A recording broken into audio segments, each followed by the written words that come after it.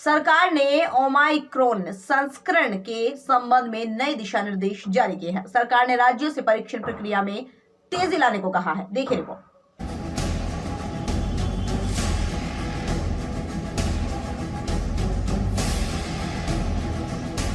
Omicron variant अभी दुनिया के 14 कंट्री में पाया गया है और यहाँ उसका अभ्यास हो रहा है। इंडिया में अभी उसका कोई केस रिपोर्ट नहीं हुआ है। भगवान करे कि ओमिक्रॉन वायरस इंडिया में ना आए, और लेकिन अगर वो आता है तो एक जिम्मेदार सरकार होने के नाते हमारा फ़र्ज़ है कि हम अपनी सारी तैयारियां पूरी कर लें।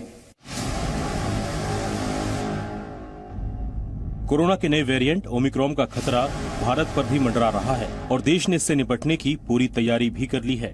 ओमिक्रॉन के खतरे को देखते हुए केंद्र सरकार की तरफ से जारी नई गाइडलाइंस आज से लागू हो गई है, जिसके मुताबिक अब 14 दिन की ट्रैवल हिस्ट्री के साथ साथ RT-PCR की नेगेटिव रिपोर्ट भी जरूरी कर दी गई है। राज्यों और केंद्र शासित प्रदेशों को विदेश से आने वाले यात्रियों की कॉन्ट्रैक्ट ट्रेसिंग करने को कहा गया है। साथ ही पॉजिटिव रिपोर्ट वालों के सैंपल जीनोम सीक्वेंसिंग के लिए भेजने के निर्देश दिए गए हैं। कंटेनमेंट की गाइडलाइंस भी 31 दिसंबर तक बढ़ा दी गई है। केंद्रीय स्वास्थ्य सचिव ने सभी राज्यों के साथ ओमिक्रॉन पर समीक्षा बैठक की और कहा कि ओमिक्रॉन संक्रमित RT-PCR और रैपिड एंटीजन टेस्ट से नहीं बच पाएगा, इसलिए राज्य टेस्टिंग में तेजी लाएं। वहीं कोरोना के नए वेरिएंट ओमिक्रॉन पर दोपहर 2 बजे लोकसभा में चर्चा होगी।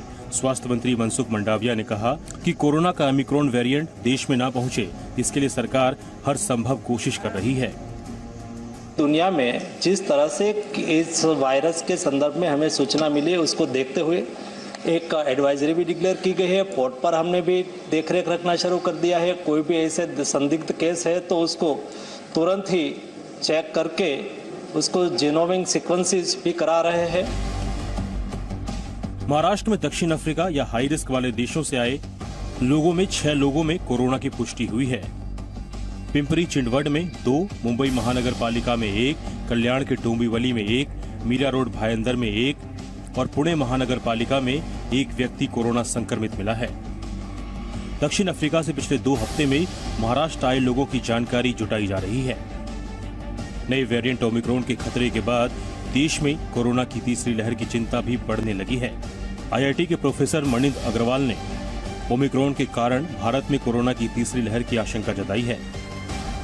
बस ये कहना है कि हमें सावधानी बरतने की आवश्यकता है। अभी बहुत ज़्यादा घबराने की आवश्यकता नहीं है। वैक्सीन अगर नहीं लगवाई है तो अवश्य लगवाएं, क्योंकि वैक्सीन से सबसे बड़ा फायदा ये होता है कि इन्फेक्शन यदि हो भी गया तो बहुत ज़्यादा नहीं होता है।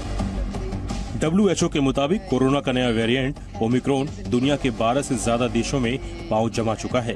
ये वायरस भारत में ना पहुंचे, इसके लिए केंद्र और राज्य सरकार मिलकर साथ काम कर रहे हैं। कई राज्यों में ओमिक्रॉन वेरिएंट को लेकर अलग अलग दिशा निर्देश जारी किए गए हैं।